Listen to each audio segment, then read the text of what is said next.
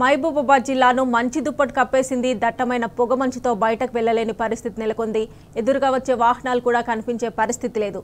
అత్యవసర పనుల మీద వెళ్లే వాహనదారులు, చిరు వ్యాపారులు, విద్యార్థులు తీవ్ర ఇబ్బందులు పడుతున్నారు. అయితే చిన్నపిల్లలు, వృద్ధులు తగిన జాగ్రత్తలు తీసుకోవాలని వైద్యులు సూచిస్తున్నారు.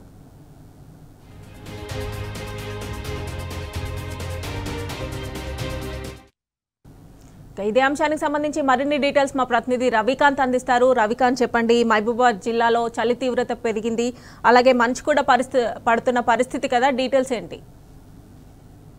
మమత, నిన్నటి నుంచి కూడా ఉమ్మడి వరంగల్ జిల్లాకు సంబంధించి ఇటు నర్సంపేట కావచ్చు, వర్ధనపేట కావచ్చు, మహబూబాబాద్, ఏజెన్సీ, ములుగు లాంటి ప్రాంతాల్లో విపరీతంగా మంచు కురుస్తున్న పరిస్థితి కనిపిస్తా ఉంది. గతంలో ఎన్నడూ చూడనంత మంచు ఇటీవలి కాలంలో, అంటే నిన్నటి నుంచి చూస్తున్న పరిస్థితి. నిన్న వర్ధనపేట కావచ్చు, నర్సంపేట కావచ్చు, గతంలో ఎన్నడూ చూడనంత పొగ మంచు వచ్చిన పరిస్థితి మనం స్పష్టంగా చూస్తా ఉన్నాము. నిన్న వర్ధనపేట, నర్సంపేట అంటే 7 గంటల 45 నిమిషాల వరకు పెద్దగా పొగ మంచు లేదు. ఆ తర్వాత ఒక్కసారిగా పొగ మంచు వచ్చిన పరిస్థితి వర్ధనపేటలో స్పష్టంగా కనిపించింది. ఎదురుగా ఎవరైనా మనిషి కూడా కనిపించినంత దట్టమైన పొగ మంచు నిన్న కనిపించిన పరిస్థితి కనిపిస్తా ఉంది. ఇవాళ మహబూబాబాద్ జిల్లా వ్యాప్తంగా కూడా ఇదే పరిస్థితి కనిపిస్తా ఉంది. ముఖ్యంగా ఈ పొగ మంచు కారణంగా, చలి తీవ్రత కారణంగా విద్యార్థులు కావచ్చు, ఉదయం పూట పనులకు వెళ్లే వాళ్ళు